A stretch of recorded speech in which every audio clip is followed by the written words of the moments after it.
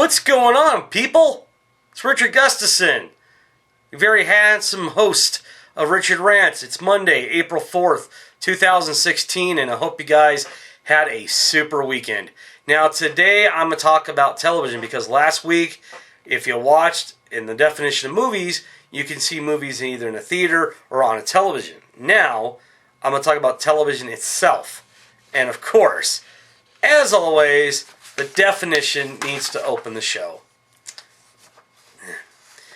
Television. A telecommunication medium used for transmitting sound with moving images in black and white or in color, in 2 or 3 dimensions, and in standard definition or high definition. Definitions sure do know how to ruin a party. Now to get back to this party. There's 4 shows out now that I'm going to cover, and I think these shows are really good. I've seen a couple episodes, and I'm going to cover them right now. So the first one's going to be The Walking Dead. Now this is based on a comic book series of the same name. Rick Grimes is in a coma, a months-long coma, months-long coma, to find out that he wakes up in a post-apocalyptic world that just happens to have zombies in it. Man, I'll tell you what, if that happened, and I seen that going around, if I was Rick Grimes, I'd put my ass back in that coma. There's no way in hell I'm going to be around a world of zombies.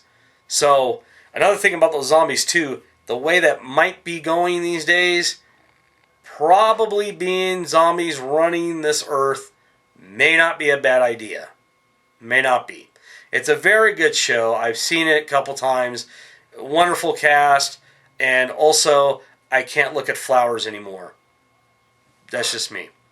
Another show I'm going to cover is Game of Thrones. Now, Game of Thrones has been on forever. And I'm going to tell you what. This is going to be very tricky.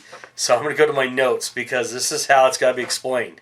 Because there's 3 narrative arcs to it. Now, it's based off a series of novels by George R.R. Martin called A Song of Fire and Ice, which sucks because that was going to be the title of my spoken word autobiography that I would have sold on Amazon. Dang, now I got to find another title for it. Anyways, here's the 3 arcs that this show has. That's 2. Hook 'em horns. This is 3. 3. Wow, that's public education at its finest, ladies and gentlemen. Here we go. The narrative arc, the first one, is a civil war among several noble houses for the Iron Throne for the 7 kingdoms.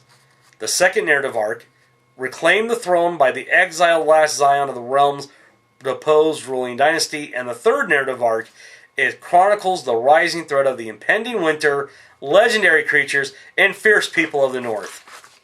Yeah, and they got to combine all of that into one episode. It's totally amazing how they do that. And I looked at it, and it kind of reminds me of the Hatfield and the McCoys.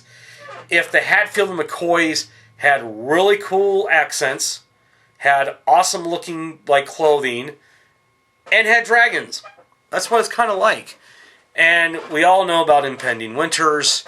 Some of us in certain areas are still going through it, even though it's spring. All right, another show that I just started watching. Very funny show. Angie Tribeca. It's a hilarious show. It's a satire of all the police dramas that we see on TV. All the, Law and Orders, the NCISs, things like that. It's a great satire. It's about Angie Tribeca, who's a 10-year veteran of the police force at the LAPD, part of the elite RHCU unit, which actually stands for Really Heinous Crimes Unit. This is an absolutely funny show, and I will say this, for being a 10-year veteran, Angie Tribeca looks absolutely good. Okay.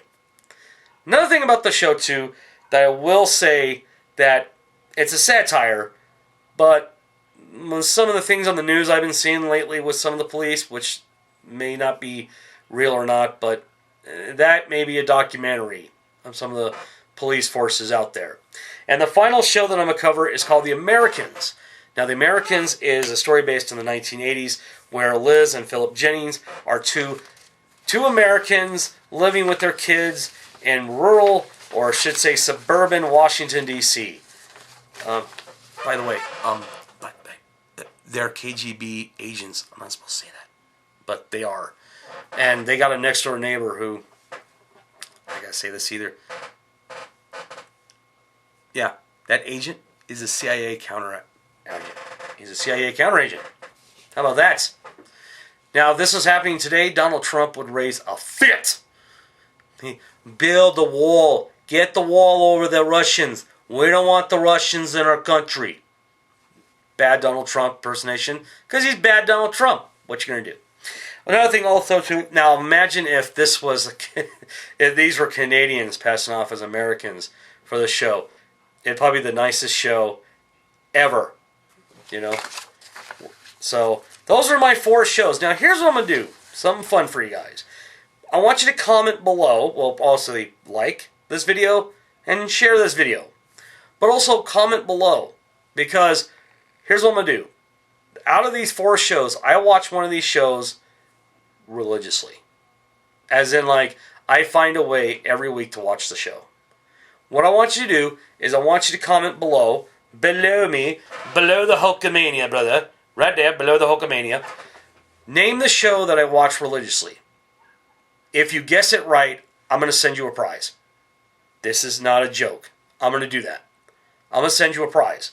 So comment down below which show that you think out of the 4 that I just mentioned that I watch regularly. And I will send you a prize. It could be anything. But it won't be this Hulkamania shirt. No. This is mine, brother. Mine.